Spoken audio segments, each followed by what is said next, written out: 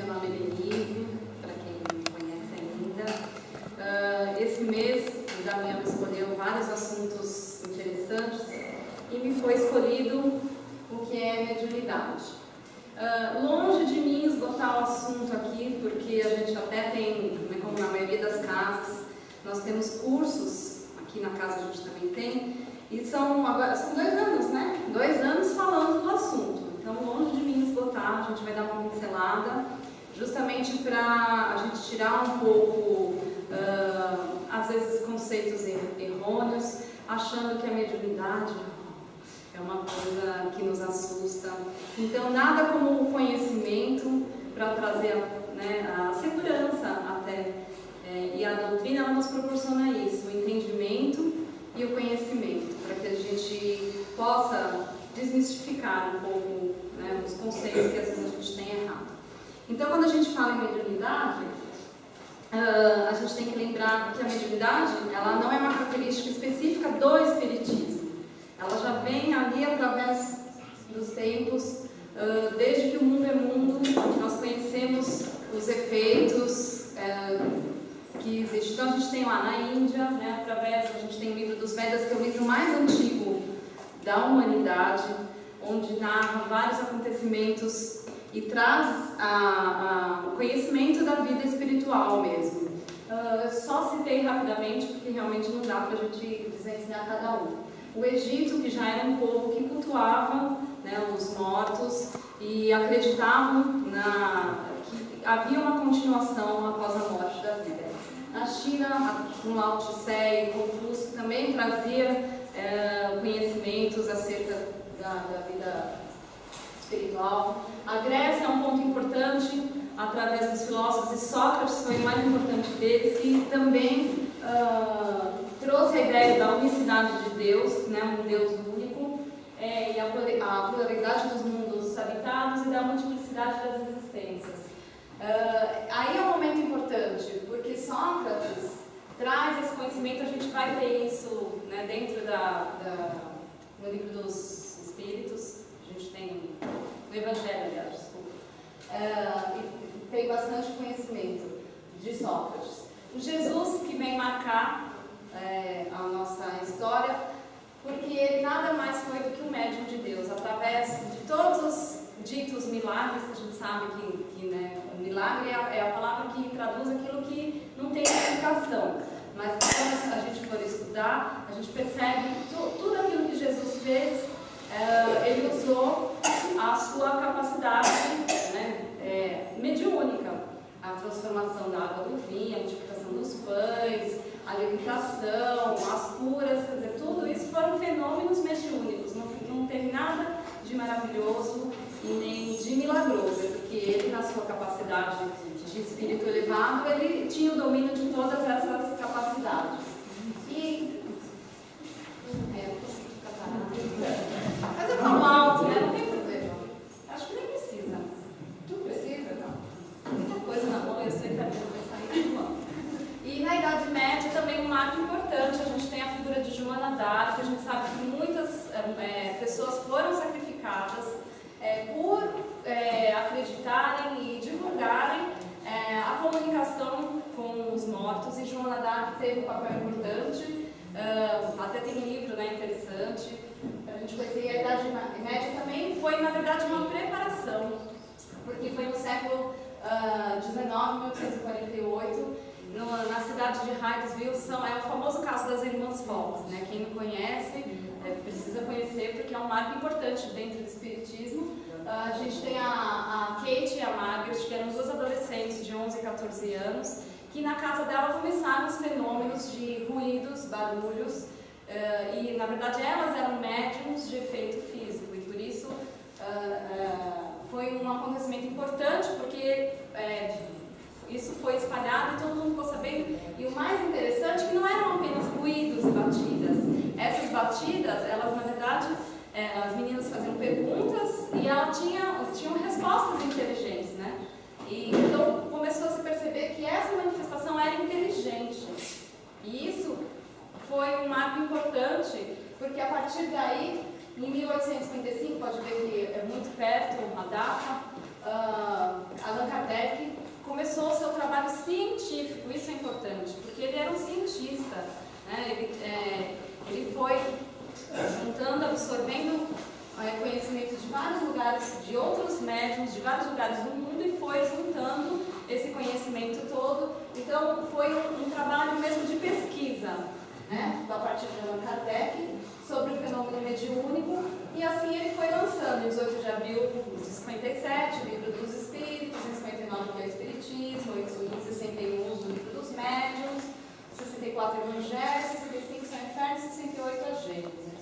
E o que é mediunidade, então?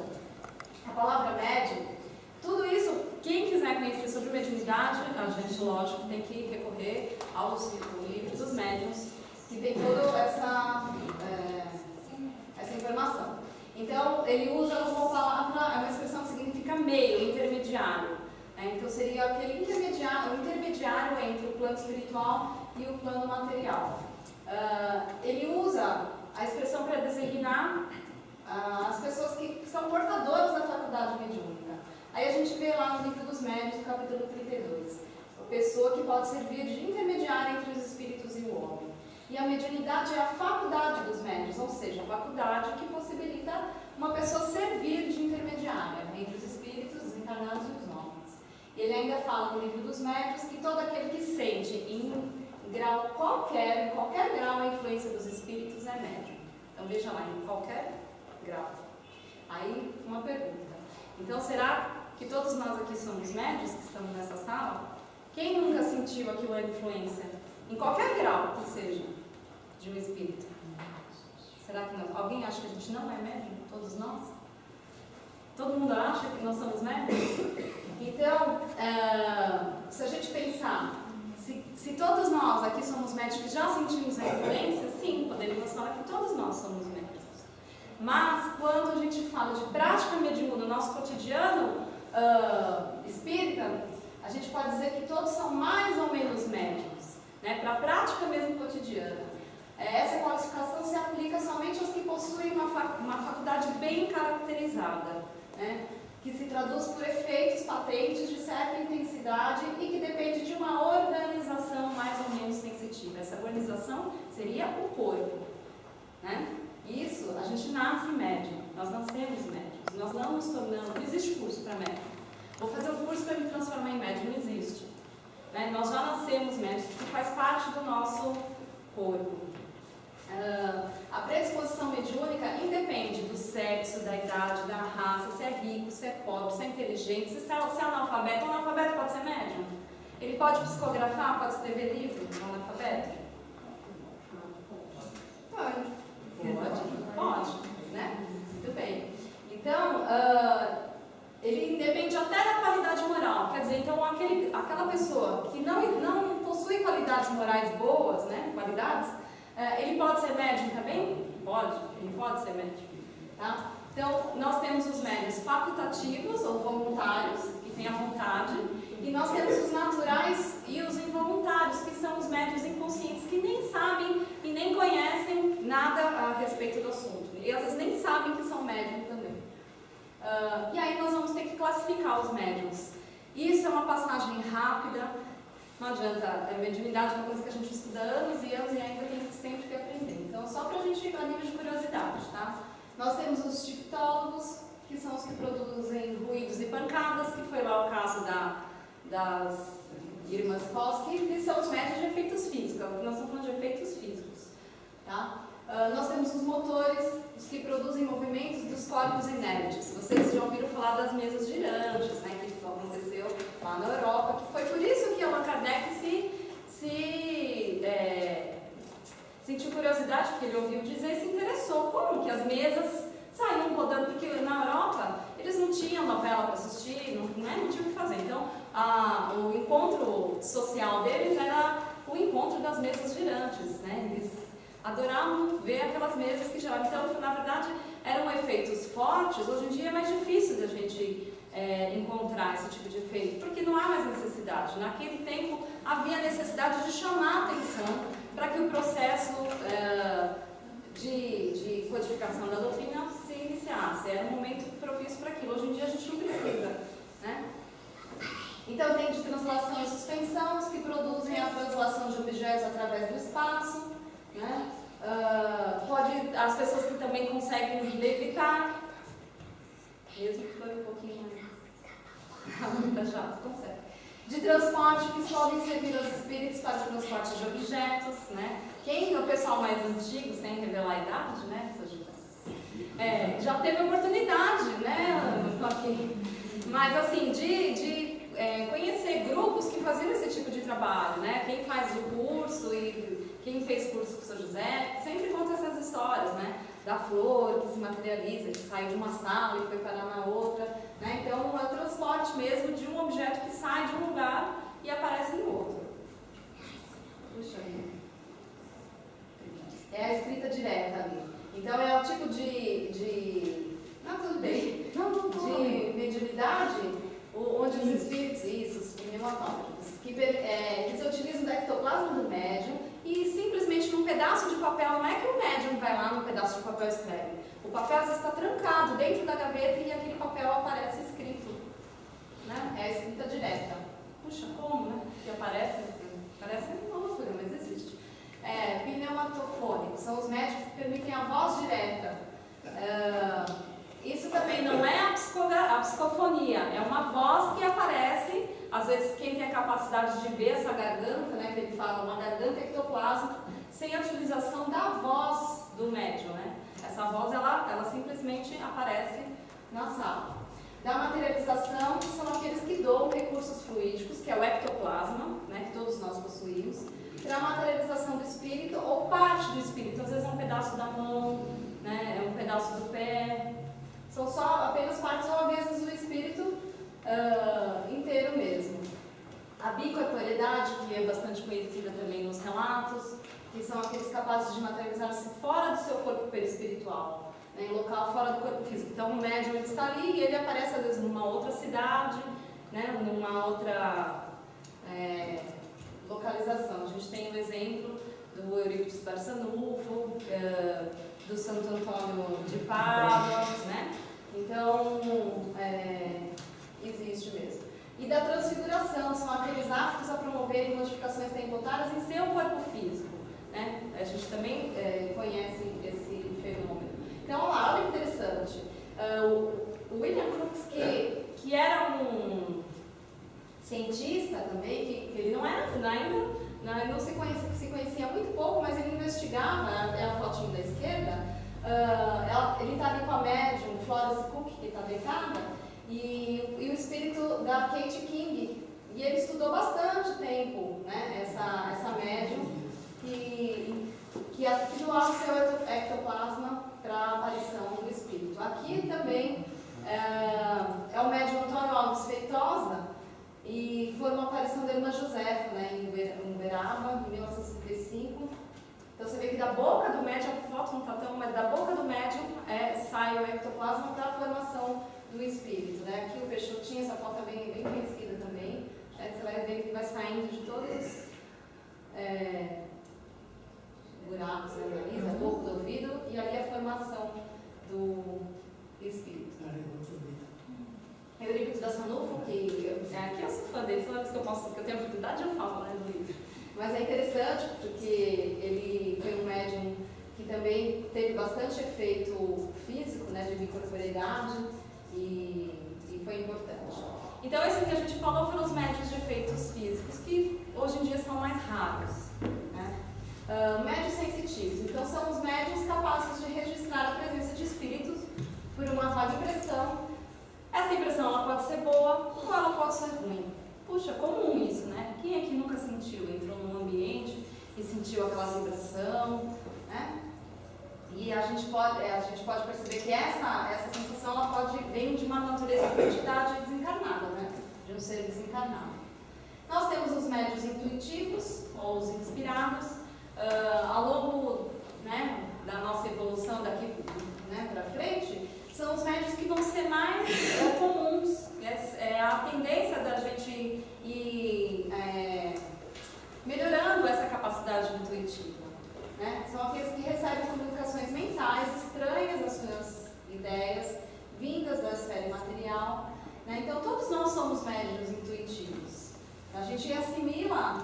Então sabe aquela coisa de, às vezes um cientista está trabalhando em cima de algum projeto e ele tem aquela ideia brilhante, né? Então às vezes, muitas vezes essas ideias vêm do plano espiritual que ele nem percebe que ele captou aquela ideia, né, do plano superior, ou mesmo no nosso dia a dia, coisas mais corriqueiras, eu não vou por aqui, eu vou por ali, e aí você mudou o caminho e evitou que alguma coisa, coisas comuns no nosso dia a dia, né? E dentro do trabalho mediúnico, é importante porque é um tipo de manifestação que ela não é patente, ali objetiva, ela é muito sutil.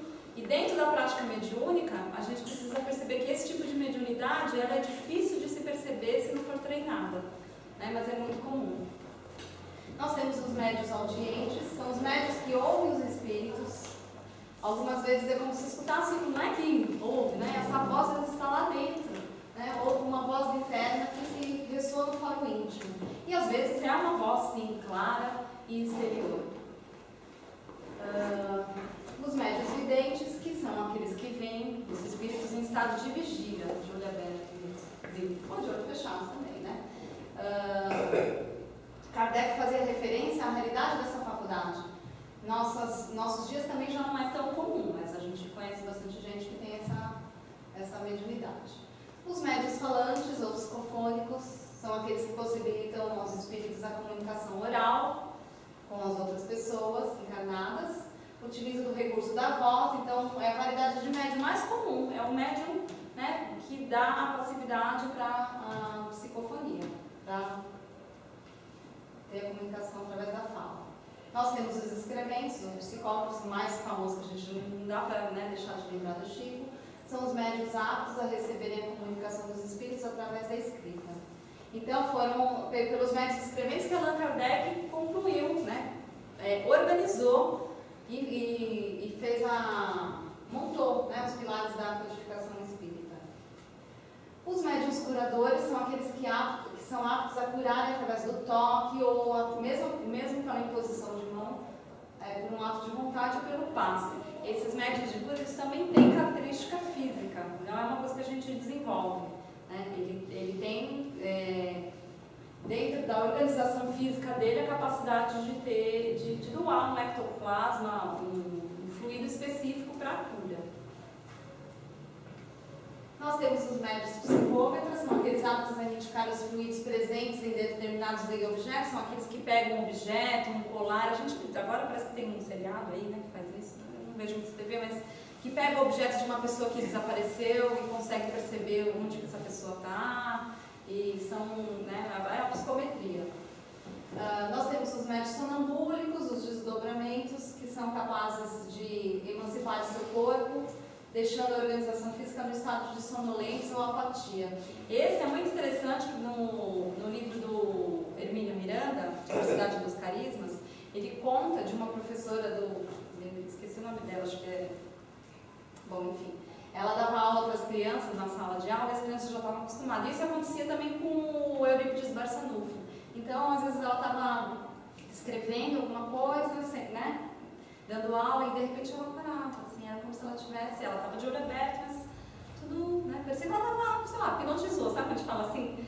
E ela conseguia ser vista, às vezes, do lado de fora do jardim. Então as crianças estavam confusas, porque via ela dentro da sala e via ela lá fora, né? Ou senão, às vezes, ela nem precisava ter essa bicorporeidade, mas ela tinha comunicação só naquele estado. As crianças do Eurípides falavam, ele já foi, né?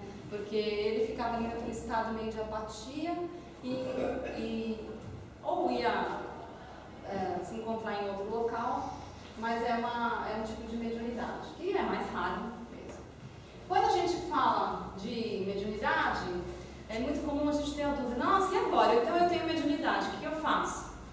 Né? Já que muitas vezes a mediunidade ela serve como um chamado para a gente, porque às vezes a gente fica curioso, percebe, né, tem alguma manifestação ou porque vive o espírito, e lógico que isso assusta a princípio. Né? Nossa, e agora? O que eu faço com isso? E serve realmente para a gente buscar conhecimento, porque através do conhecimento a gente vai perdendo misticismo todo que tem em volta da mediunidade. Então a gente chama de desenvolvimento mediúnico, que desenvolvimento significa que você melhorar e fazer crescer uma coisa que você já tem. Né? Então por isso que eu falei que a mediunidade não é uma coisa que a gente vai aprender. Eu vou lá fazer o curso e vou me formar médium. Não, você vai desenvolver, você vai melhorar aquele potencial que já existe dentro de você. E esse potencial é interessante porque é um diferente do outro. Às vezes o mesmo tipo de médium, ele tem a capacidade, ele é médium psicofônico, e um vai ser diferente do outro, porque nós temos a influência do médium muito grande dentro do processo mediúnico, né? O médium, ele é esse intermediário e ele contribui para o fenômeno mediúnico muito. Então, por isso é importante desse desenvolvimento mediúnico ser um desenvolvimento sistematizado, organizado, um trabalho sério, porque mediunidade, ele é como se fosse uma ferramenta de aprimoramento do espírito.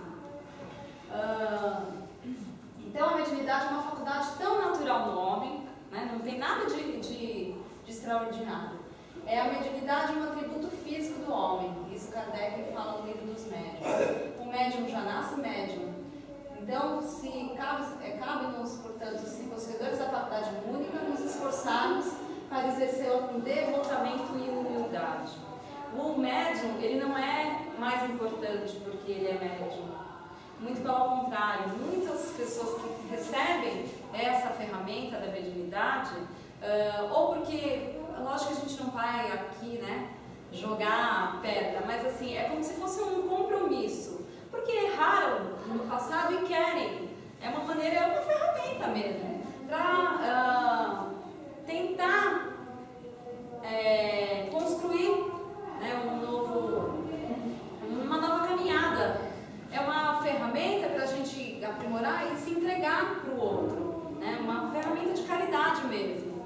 E não, a gente não precisa ficar pensando que o médium é aquela pessoa que errou muito e que está sendo castigado por aquilo. Não, a gente tem que ver como uma oportunidade de aprendizado. E por isso sim que a gente tem que exercê-la com devotamento e humildade. E não se sentir importante melhor porque tem uma mediunidade ostensiva, uma capacidade maior de perceber o plano espiritual. Porque o caminho de todos nós vai ser esse, né?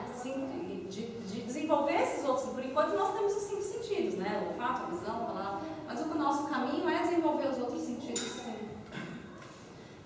Etapas. Então a gente tem a etapa intelectual, que, por isso ela vem primeiro, tá? Intelectual. É representada pela necessidade do estudo. Não adianta eu ser médium e agora eu vou trabalhar como médium. Descobri que eu sou médium, então vamos lá. Bota lá que eu vou trabalhar. Intelectual vem primeiro, então eu preciso estudar, porque eu não conheço, não basta ter mediunidade. Para eu poder usar bem essa ferramenta, para ela não enferrujar e eu não entortar ela ou acabar com essa oportunidade, eu preciso do estudo, um aprimoramento. Então o estudo preliminar da teoria é indispensável se quisermos evitar inconvenientes inseparáveis da inexperiência. Porque a gente percebe e vê muita gente ou se desviando, até chegou na doutrina, né, querendo conhecer, querendo melhorar, e precisa de ajuda mesmo, porque às vezes a mediunidade é tão ostensiva e atrapalha a vida da pessoa, ela precisa de ajuda. E ela acaba se desviando ou, né, se afundando cada vez mais porque pula essa etapa, que é importante do estudo. Porque a gente só vai perceber se aquela comunicação ela é uma comunicação séria e se ela realmente tem um fundo de verdade, se eu conhecer. Se eu não conhecer, como que eu vou saber? Eu vou ser facilmente enganado pelos espíritos, né? Então eu preciso conhecer. O estudo da faculdade mediúnica e o conhecimento da doutrina são bases essenciais, né? A etapa material. Então a cena 1/2 para me constatar a existência da mediunidade, que é experimentar. Eu gostava tanto de falar isso, que eu falava assim, como que eu vou saber? Eu enchi o saco. Como que eu vou saber que a pessoa é médium? A gente sabe, olhando assim, ele tem cara de que é médium, que ele tem o olho assim, o dedo assim. Né? Então não existe uma forma de identificar um médium. Como que eu vou saber se ele é médium ou não? Experimentando, sempre. Eu preciso experimentar. Por isso que, através do estudo, né, de um processo sério, a gente consegue fazer essa experimentação. né? E isso Kardec deixa bem claro também no Livro dos Médiuns. E essa experimentação ela deve ser perseverante. Eu fui lá 2 vezes, não aconteceu nada, então eu sou médium. Não é assim que acontece o processo.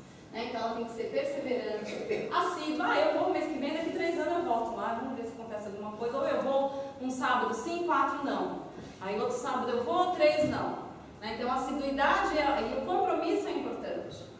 Ela tem que ser séria, ela tem que ser em grupo. Ninguém desenvolve mediunidade sozinho em casa, viu? Esse é um ponto muito importante.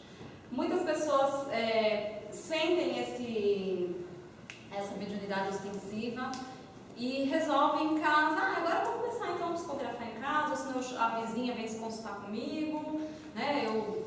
E isso é muito grave, muito sério, porque o médium, ele precisa de todo o processo, né, desde a característica moral, ele precisa conhecer com quem ele está se envolvendo, esse espírito que está ali, né? A gente não pode negar que a mediunidade dessa pessoa existe, mas normalmente quando se faz numa casa séria, num grupo, existe todo um trabalho espiritual muito grande de proteção, né, de organização, de harmonia. Então ninguém desenvolve a mediunidade sozinho dentro de casa. A pessoa que faz isso, ou ela adoece, ou ela entra num processo doentio mesmo, né, do espírito, do corpo, acaba sempre se dando muito mal. E lembrando, que eu acabei me colocando aqui, mas é que muita coisa, né? A mediunidade também, ela dá de graça aquilo que de graça recebeste. A gente não pode, né, dentro da doutrina a gente vê isso, que a mediunidade é um dom que Deus deu e a gente deve usar como instrumento de aperfeiçoamento nosso, mas de caridade. Eu não devo usar a minha mediunidade para ganhar benefício que seja material ou de outro meio. Sobre orientação experiente, então por isso que a gente desenvolveu a mediunidade dentro de um grupo que tem uma experiência, né, grande, também dá uma segurança muito maior para o médium. E desprovida de condicionamento. Eu só vou se for assim com a luz azul. Se a luz for azul clara, ou se não for a pessoa tal, ou se não for. Se eu não sentar nessa cadeira, não vai. Né? Então a gente tem que se livrar de todos esses condicionamentos. A mediunidade é muito mais simples do que ritual e do que esses vícios mesmo que a gente vai criando. Né? E a etapa moral, que também é muito importante. Mas lembra que a etapa intelectual é primeiro. Allan Kardec define, porque essa daqui na verdade a gente vai levar um tempo, né? A etapa moral, quanto tempo que nós estamos aí, né, lutando para melhorar moralmente. Allan Kardec define como espírita cristão, ou verdadeiro espírita, aquele que não se contenta em admirar a moral espírita. Que bonito que é a doutrina espírita. Eu estudo tão lindo, mas não faço metade, não faço nada. Eu não pratico, eu só venho aqui no sábado, eu ouço, aí chego em casa e já faço tudo diferente. Então é aquilo que a gente fica baixo na mesma tecla. É a reforma moral, é a vontade de se transformar. É a vontade de lutar contra os nossos vícios, as nossas imperfeições. Todos nós temos imperfeições, mas a gente precisa ter essa vontade de lutar contra isso, de melhorar. Então essa etapa moral é importante, porque muitos, quem não acha bonito uma mediunidade, que se comunica lá com Bezerra de Menezes, né, com os espíritos iluminados, é muito bonito, mas a gente precisa ter esse preparo. É um médium para ele, por isso que é importante a gente ler no Livro dos Médiuns. Eu acho um dos capítulos mais importantes, né, um dos mais, a influência moral do médium. Será que a moral do médium influencia na comunicação mediúnica? Então, ela é importante, esse desenvolvimento da moral. E, na verdade, como cristãos que somos, né, nós estamos aqui para melhorar. A mediunidade é uma iniciação religiosa das mais sérias. É uma iniciação religiosa por quê? Porque é aquilo que eu falei, muitas pessoas vêm buscar ajuda através dessa mediunidade ostensiva.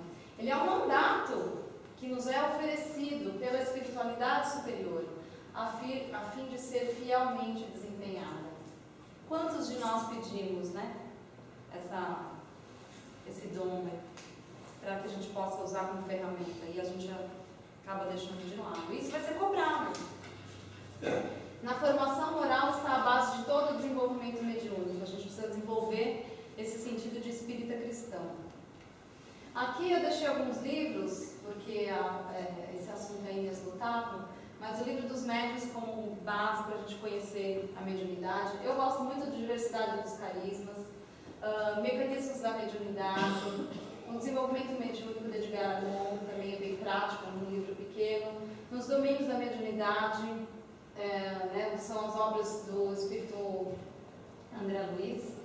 E o Diretrizes de Segurança também, do Raul Teixeira, é um livro prático de pergunta e resposta, também interessante. E eu gosto muito também de Leon Denis, No Invisível, que fala bastante sobre a mediunidade.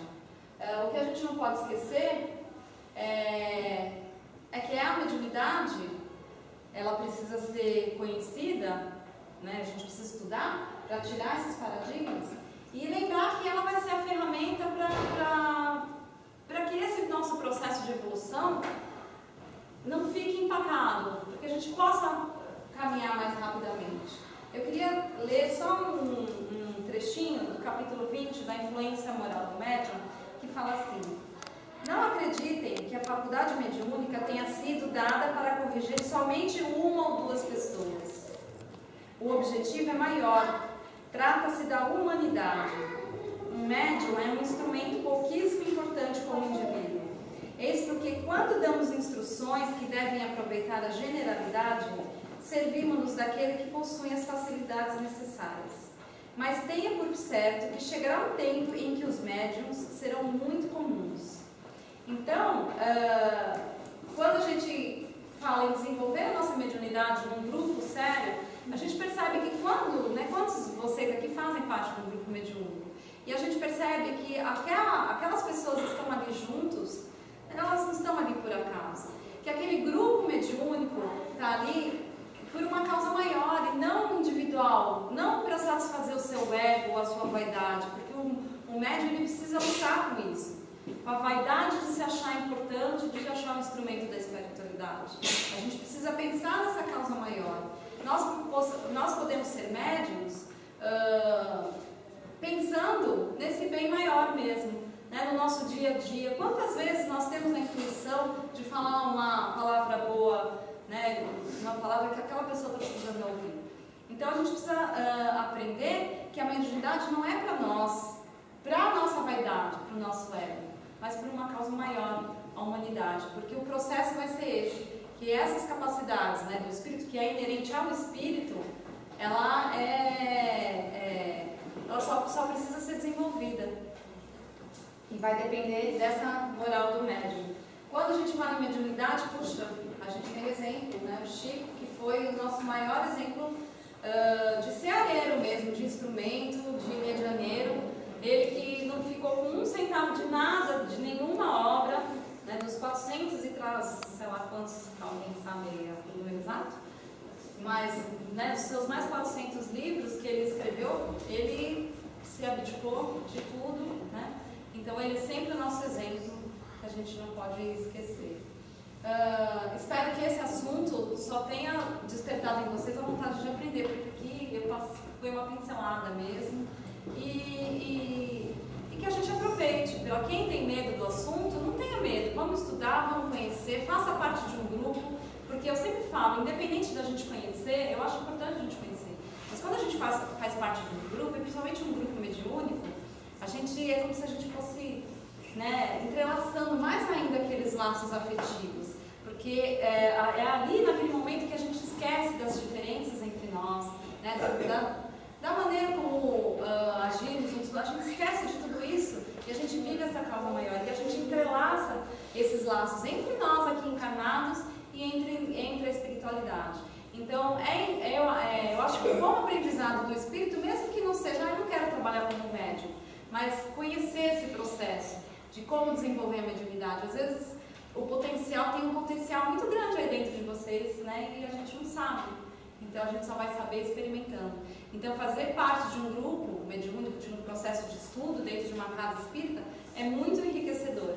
E no mínimo, quando a gente passar para o lado de lá, a gente vai encontrar os amiguinhos, né? A gente, tomara, né? A gente espera. Que a gente encontre com esses amigos que a gente foi criando ao longo do caminho. E é muito gratificante mesmo, porque a gente aprende demais trabalhando com a mediunidade.